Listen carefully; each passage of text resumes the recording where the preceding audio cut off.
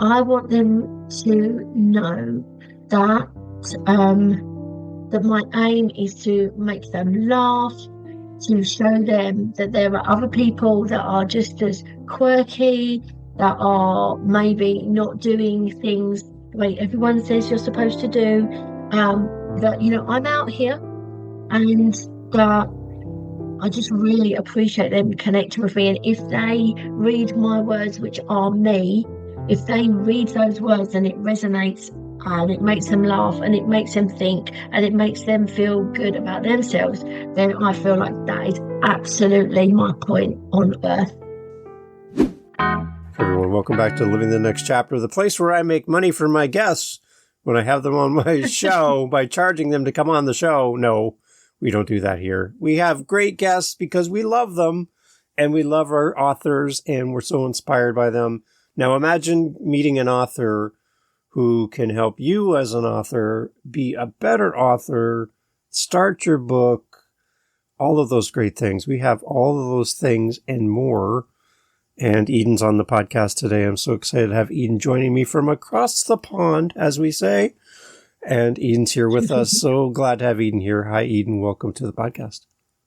Thank you. Lovely to be here. Isn't it great? I heard your chuckle in the background when I made that reference about all those things. Yes, I know. We're here. We're here because we love all things about authorship. And I'm so glad you're here. So thanks for making time for us. Thank you.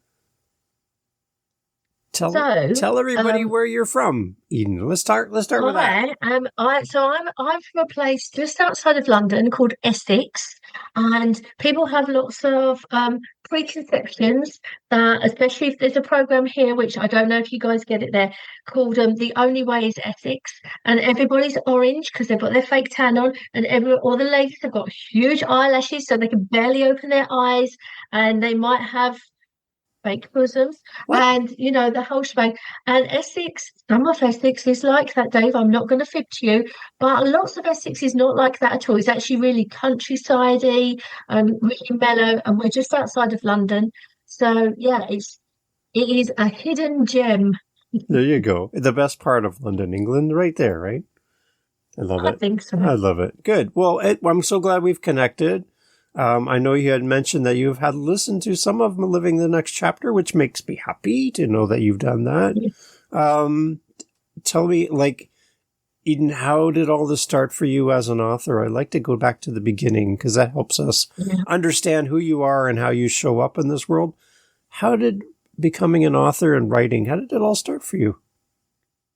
So I actually got the burning desire to be an author as soon as I learned to read, and my granny taught me to read before I went to school because I was super hyperactive, and they were like, we need to give this kid something to do to try and settle her down. So they taught me to read, which was amazing.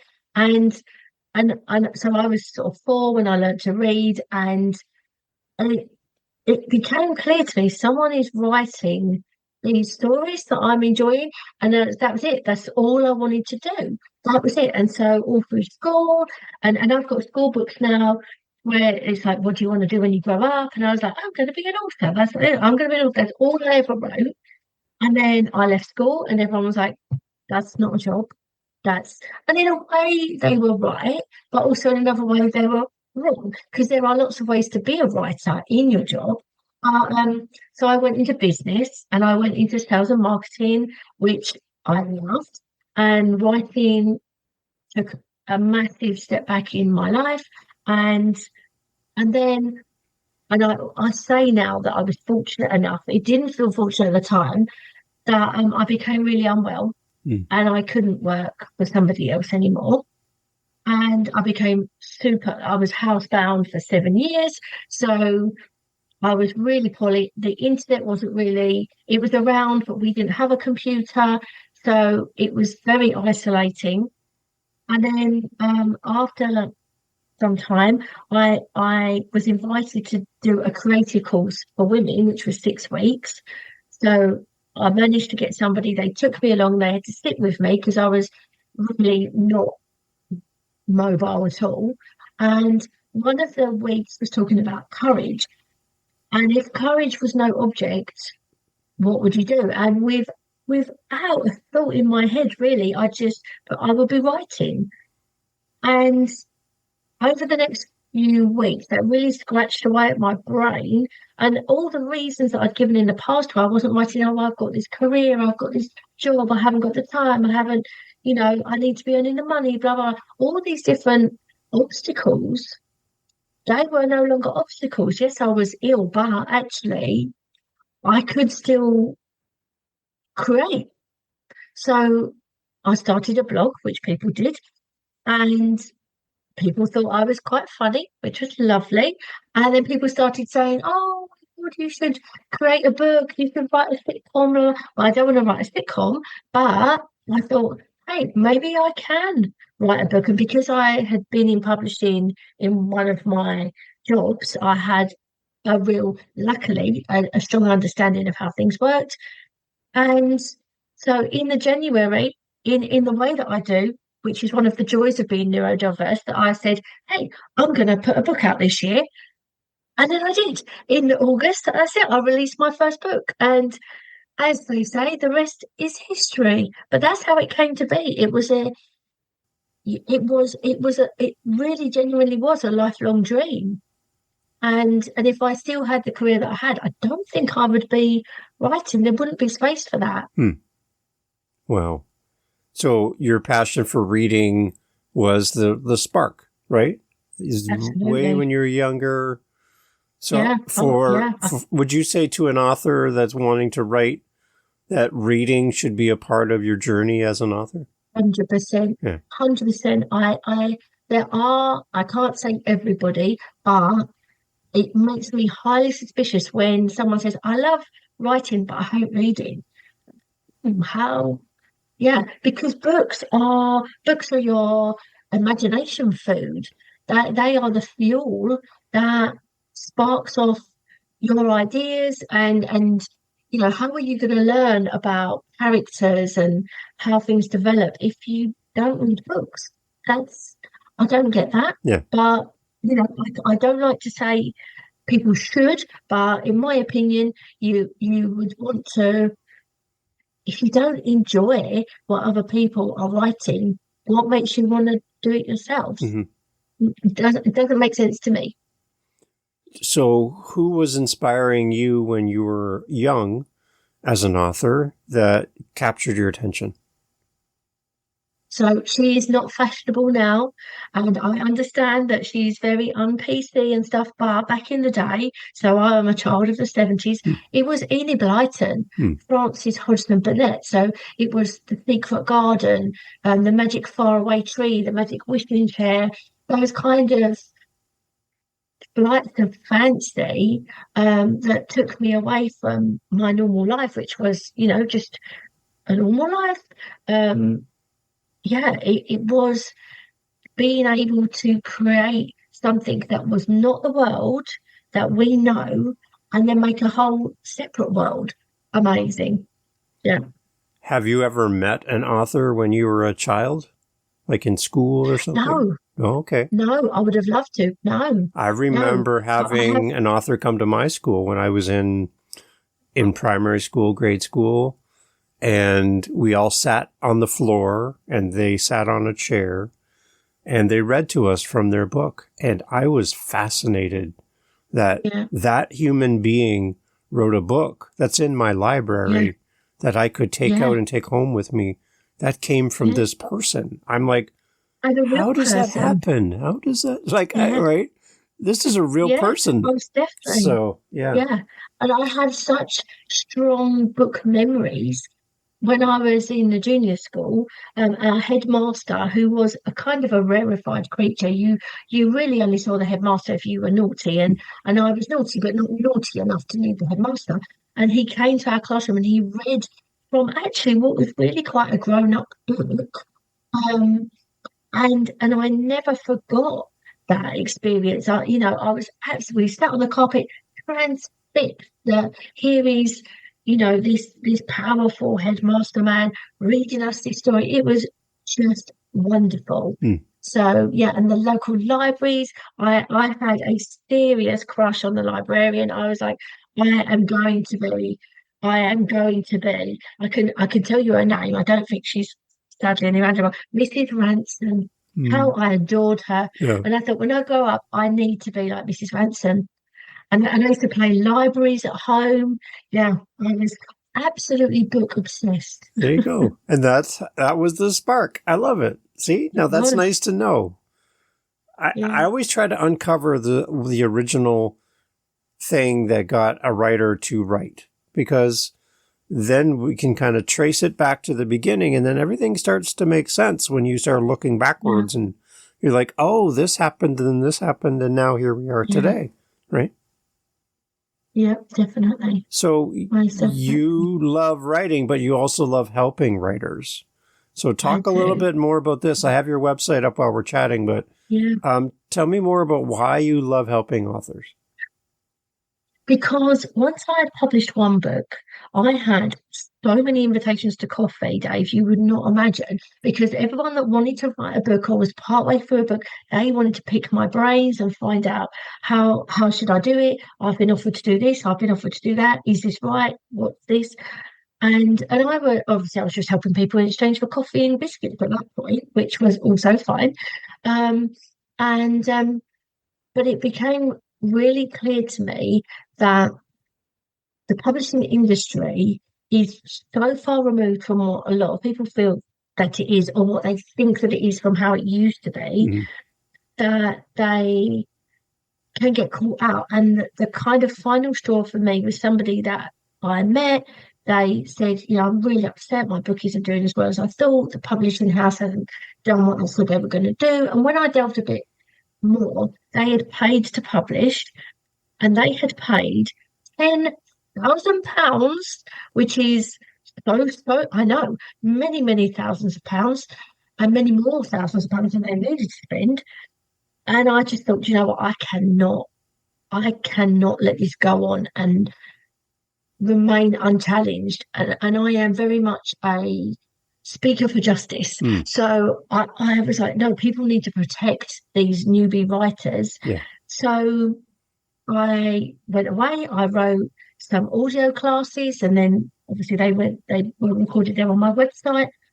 And yeah, and people would still ask me these questions, and it's the same 20 questions over and over again, really, which is why each of my classes is named a question, because that's the question and these are the answers. So it's, how do I create a good book cover? What do I do to launch? It's all of these questions.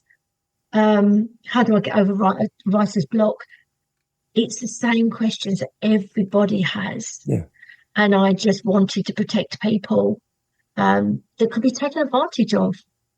Yeah. Yeah, I'm on your website while we're chatting. You have your author accountability planner, which I'm interested in Yes. that. I'm interested in Yes. your writer's inspirational notebook. There's a lot of different tools and resources that we have on your website. Where do the ideas come from for each of these different resources for you then?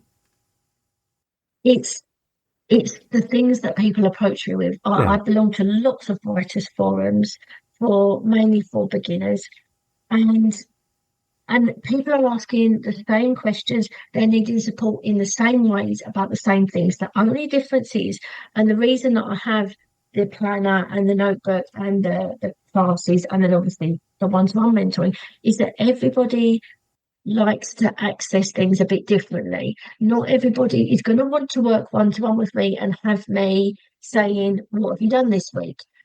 Da, da, da, da. This is like full-on accountability, and in the nicest possible way, some butt kicking, with care, with love, but there is some butt kicking, as any of my clients will tell you. Because if you tell me that you want to do a thing, that's what I'm going to help you to do. Yeah. I'm not going to help you do what I think you should do. You tell me you want to do X, Y, and Z, that's what we're aiming at. And until you tell me that's changed, that's where I'm going to keep prodding you. But then there are people that like to independently learn, so they've got the classes. And then there are the people that they like to go entirely their own way. And that's where the accountability planner comes in, because there is still a safety net of accountability of, this is what I say I'm going to do, and this is, check back, have I done this? What have I learned this month? What do I need to learn at this point? But some people like to just go off on their own way and read articles and listen to random podcasts and stuff, and that's also fine. And I want you to give as much support to as many different people as possible. So when you're Because that's working, what I love. when you're working with an author, or do you encourage them to pick a date that they want to have their book ready by, or do you like to encourage them just to write until they're done? Well, it depends. So I have worked with people that there's a specific season or time situation that they need to hit. And then that's the date we need to get out by, and we work back from there. So every week, if we're going to hit that deadline, we need to do this. If we're going to we need to do this. So we can do it that way. Or then there's other people that, I work with a lot of people who their book is like their mission statement. It is the thing they have to get into the world. And then it's more important to make sure that the message is what they really want to get across and to get it out there. And so that when they look at that book, when it is a book that they are holding in their hand, they can feel that swell of pride because they know it's the best it can be for them to deliver at that time. Mm-hmm. Where do you see a lot of authors get stuck in the process of writing a book? So a lot of people get stuck, and I say this to all my authors, so this is a major tip from me, that don't edit as you're going along. So what will happen is they will write a few pages or a chapter, and then, I've got to go back over that. You don't, because that's where if you will keep going over, it's not going to be perfect. Yeah. We're not aiming for perfect. We're aiming for out of your head and onto the page. Then we can do polishing. When if someone digs up a precious stone, it doesn't fall out of the wall shining and glittery and beautiful. It comes out and it looks a bit there. Yeah. It's a bit like, I don't actually even know how they know it is a precious stone, but they do. And then they polish it and then it gets shaped, and that's what editing will do for your words. So that is a real big thing that I say, get it all out there and polish it afterwards. And the other thing is it's forward thinking. So it's too far forward. So you're on chapter 5 and you still don't even know what the characters are going to do, but you're worrying about how you're going to market the book. Mm. At the moment, we have nothing to market. Yeah. It's like me buying nappies and for a baby that I'm not even pregnant yet. Right. Do you know what I mean? It's like we can prepare, but I mean, there is such a thing as too much preparation. Yeah. So it's about getting it out. That's the biggie. Okay. Yeah. I think over preparing can be a trap because you feel like you're doing something, but you're really not getting any progress. Right? Yeah. No, exactly. And the thing is that you can create an amazing marketing strategy and you can set up all your social media and you can have a website. Well, what are people buying? Nothing, because it doesn't exist. Yeah. Yeah. So that's good. Yeah. I like that. So talk about your own books that you write outside of helping authors. Talk about what you like to write, and what's that book you haven't written yet that you would love to write about? Yeah, so that's such an excellent question. So far, fiction-wise, I write humorous, I say they're women's stories because they are stories about women and they're women's stories, but men have read these books and I've had men email me and say, now I know how your brains work. And I'm like, well, please don't think that women's brains are like mine. Do not make that assumption because that's probably doing a disservice to many women. But they're women's stories, so their stories are around a thing. So the first one was about relationships, and the next one was about, it was actually about being neurodivergent, but you can read it even if you're not divergent and still think, oh gosh, yeah, that's happened to me. And it's things like the times when, you've had a terrible haircut or you've fallen over in front of anybody, or there's all sorts of things that happen. But they just particularly happened to me because that's just how my brain works. And then the next one was about friendships and female friendships, which I find incredibly fascinating because they are so intensive, which is really fascinating, and it makes an amazing writing experience.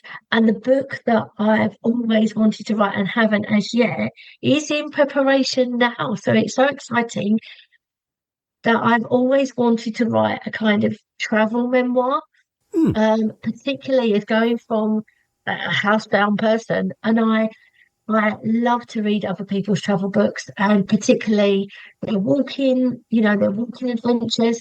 So, all being well, I'm going on a pilgrimage in the UK next year, which is going to be 65 miles in 7 days, but most of it is uphill apparently, so that will be fun. And I know that there will be a book in that adventure. So I've already started to make notes about the preparation and who I am now, because I feel like I might be different on the other side. So that is the book that I've dreamt about for a really long time. And yeah, and this is the first time I'm like openly talking about it. So Well, that's there you go. exciting That as well. makes me happy. I You've like got an that. exclusive, Dave. Wow. Okay. All right. So you're going to have to come back and talk about that when I that's ready will. in the future. I absolutely Yeah, I'm will. holding you to that. Oh, believe you will not get rid of me now, Dave. Tell me more about Funny Bird as well. Yes. So Funny Bird is my collection that I wrote, and it was the collection that didn't fit into any of the other Mhm. collections. And then I thought this is a collection of its own, and it's a book that I give away to people, so they can check out my style and see if they like me and if they think I'm funny, or if I resonate with them. So yeah, it's a book that anyone can sign up for. It's an ebook. And yeah, all you have to do is you can go to my website and you can sign up to become a very important reader, because you Yes. definitely will be, and you get sent a free copy. It's as easy as that. We can join your gang, as you call us on your You website. absolutely can. Yes. Yeah. I just, I cannot, I I love my readers so much, because they will come back to me all the time and say, "Oh, when I read about, I have a book, a story called Poodle Perm, about, as you can guess, a horrific hairdo," and I had people messaging me saying, "Oh my God, that really took me back, and I'm so glad it wasn't just me," and they let me know, yeah, it's me as well, so I've got to love that. So, Eden, you talked at the beginning around authors that inspired you when you were Yes, young. Now, how does it feel to be the author now inspiring others? it is. Oh, Right? as you can tell, there are not many times I'm lost for words, but Hmm. that is a thing that it fills me with complete joy. But also sometimes it's really hard to, because I'm just a little old me, Right. and so that's hard to um comprehend sometimes. But I try to enjoy it when I feel the feeling. Right. So, because here's one thing I love to put in front of my guests, to put you in a place like your local cafe somewhere there where you are, and you walk in the door to go quick, get something quick on your way, and there is someone sitting at a table. They have a drink with them, and your book is sitting on the table with them. Yeah, They don't yeah. recognize you in the moment, but there you can see your book in front of someone. You kind of make your way over to them and sit down for a second and go, "Hello, I see you have a book here." Right? And you get a chance to talk to that reader. Yeah. If you could do that, what would you say to that Oh, reader in that moment? What would you you say? know, that has actually something similar to that happened to me. So Oh, I went come into a on. bookshop, Good. and there was a lady sitting there reading my first book, and I was just like, and I thought, shall I? And I couldn't resist. Good. So I went over and I said, "Oh, hi. Are you enjoying the book?" And she said, "Oh, it is so funny." And I was like, "Oh, I'm glad you think that." And she looked, and I said, "I wrote that book," and she was so happy to meet me, and I was really happy. So we had a photo together, and and I said, "You know what, this is going to feed me all those moments when I'm maybe feeling a little bit underconfident, which we all do at times. I'm going to remember this moment, and it will be like spiritual food for me." And Mhm. oh, it was so lovely, and See, I'm just so happy I made her laugh. right. And it comes Yeah, back to you in the moment right now with me, just like that. So I yeah, can tell it meant yeah. something to you. It did. Right. Yeah. It's exciting. So for those who haven't met you yet and they have your book in front of them and are listening to this, I like to ask the question to my authors, what is your love letter to a reader? What do you want them to know about the books they're going to buy from you, the words they're going to read that came from you? What do you want to say to them as they start reading your books? I want them to know that that my aim is to make them laugh, to show them that there are other people that are just as quirky, that are maybe not doing things the way everyone says you're supposed to do. That, I'm out here, and that I just really appreciate them connecting with me. And if they read my words, which are me, if they read those words and it resonates and it makes them laugh and it makes them think and it makes them feel good about themselves, then I feel like that is absolutely my point on earth. Eden, what is your superpower? Ah, gosh. Come on. What is it? Well, oh gosh, that's such a. I think that my superpower is that I am ridiculously resilient. So, like lots of people, I've had a range of things happen in my life, some of which have been pretty terrible, but I am still here. I'm not just here, I'm here smiling. I'm here putting myself out in the world. I am here trying to do the best that I can, and I am speaking up for other people. So I think I would have to say resilience. Was there ever a point when you felt like you couldn't do it? Yeah. When I was first unwell, and I was so unwell, I did not see a way forward, not by any stretch. Nobody could tell me what was wrong. Nobody could help. I had medication. It didn't help. And I honestly just thought, maybe I'm not supposed to be here. It was really as dark as that. And that was it. It was such a difficult time, and obviously I wasn't able to work, so things like my car was repossessed because you can't keep up the payments, things go. And the guy came to take my car, and I was like, oh, would you like a cup of tea? And he's like, you are being really nice to me. And I was like, well, how is it your fault that you have to come and get my car? That's the me issue. And we had a lovely chat, and then I just thought, do you know what, that's who I really am. That's who I am. And things are so terrible at the moment, but they might not be in the future. And now people will say, oh, what's your plans? I don't really make plans like that. I can't. I know that obviously I'm hoping to do this pilgrimage, but in general, if you say, what are you going to do next week? I couldn't begin to tell you. I don't know. I don't plan like that, because I just try to live in the moment and think that the best is there, and I'm heading towards the best. Yeah. So one of my questions I like to ask all my guests, based on the title of my podcast, Eden, is how are you living your next chapter? It's not really something about you do in the future, really, but you're doing something today. You're here with me, which is great. You're right. I'm excited about that. Yes. But how are you living your next chapter? So I think that my next chapter is, I think that I'm going to find, or my next amazing author is going to find me. And I know that they're going to be someone that's got a real passion and love for the book that they want to get out, and I'm going to help them to fulfill that dream. That is my next chapter. That's the next chapter that I always love. I like that. Are you looking to work with authors who have an idea for their book. They've been writing for a while. They have some things on paper. They've already started the journey. Or are you looking more for authors that are really early and you want to work with them right from the beginning? Do you have a preference?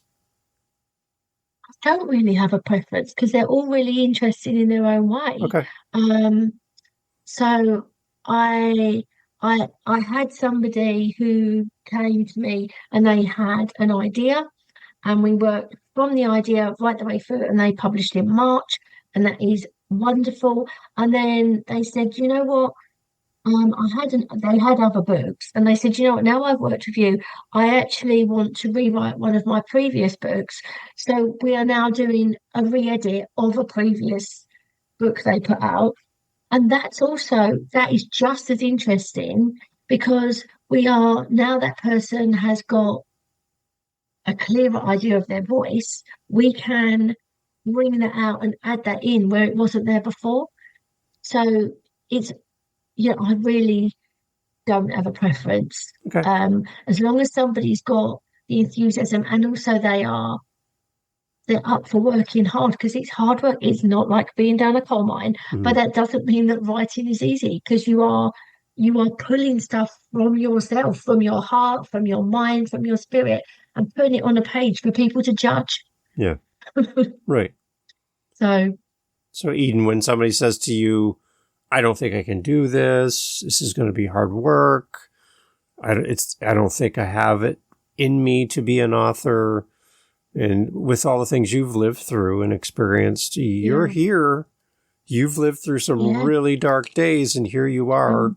So it is possible, right? So you offer people hope then, right?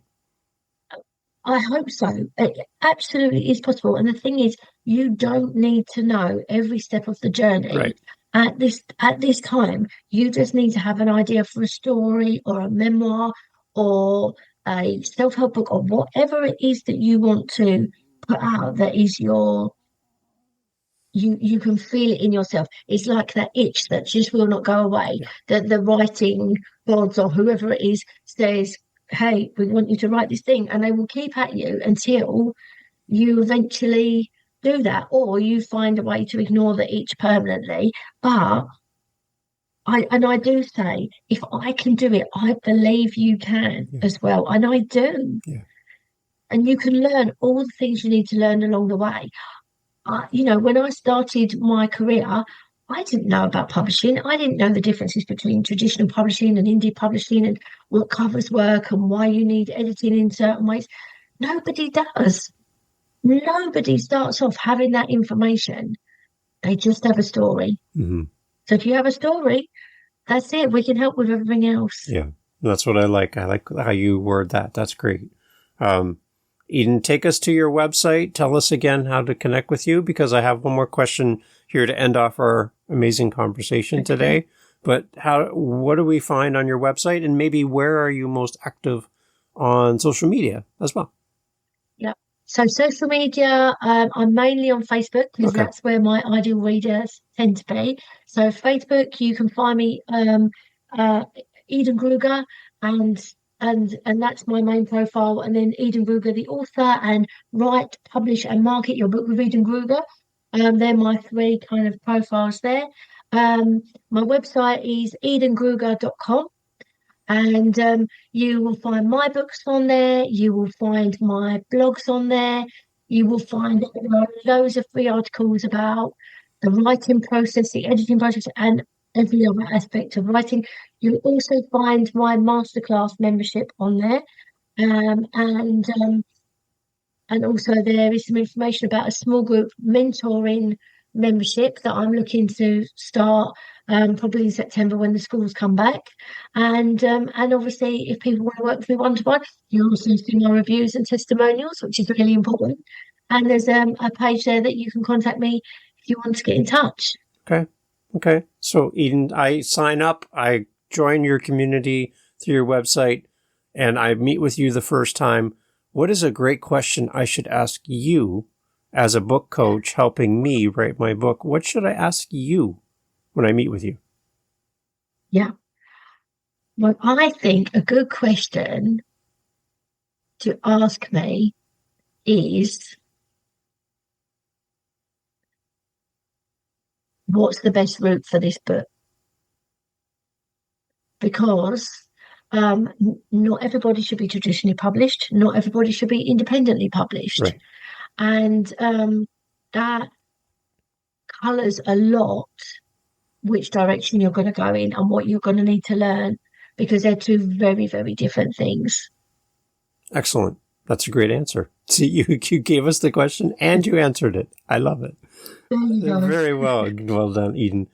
Eden, I love having you on the show. And again, once this big quest is complete and the next book is done, I am going to be following you with great interest. So amazing. Take us on that journey with you. I'm excited to see where we're going to end up. Well, if people want to follow my kind of spiritual and emotional journey on the journey, they can, if you're on TikTok, Housebound to Hiking is me, and I record videos when I'm out walking and things that I learn and what I'm working on in myself. So it's quite a vulnerable place for me, but you are more than welcome to follow me there, and then you'll hear and see lots of the background that's going to be in the book.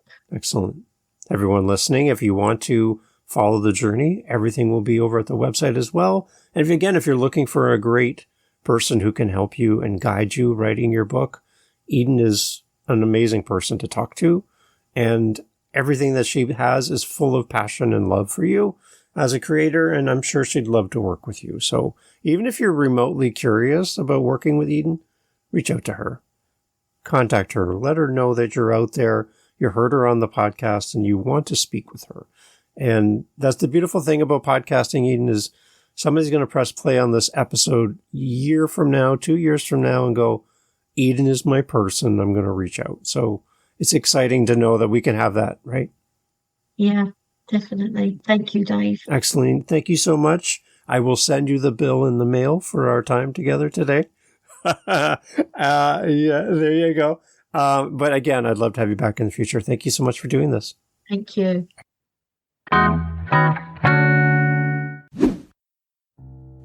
Hey, thanks for being here for the Living the Next Chapter podcast. So glad to have you as part of our family of listeners. There's a seat for you just here on Living the Next Chapter, and I'm so happy that you have listened to all the way to the end. Wow, you are now my new bestie. I want to let you know that I host 7 other podcasts on top of Living the Next Chapter. Yep, 8 total. One of them is called the How To Podcast series. If you are thinking, you know what, Dave, this podcast thing seems like a lot of fun. Well, I'll give you a secret. It is. It's a great, amazing, fun time where you can get to meet great people, get your word out there, promote your book, promote what your coaching program, whatever you're doing. Podcasting is great. And if you want to learn how to do this, what you're hearing right now, head over to howtopodcast.ca and look up the How to Podcast series on YouTube, whatever app you're listening on. You'll find me there. And I'd love for you to come listen to how to do this. And if you're interested and have questions on how to podcast, reach out to me at howtopodcast.ca. Thank you for listening. Talk soon.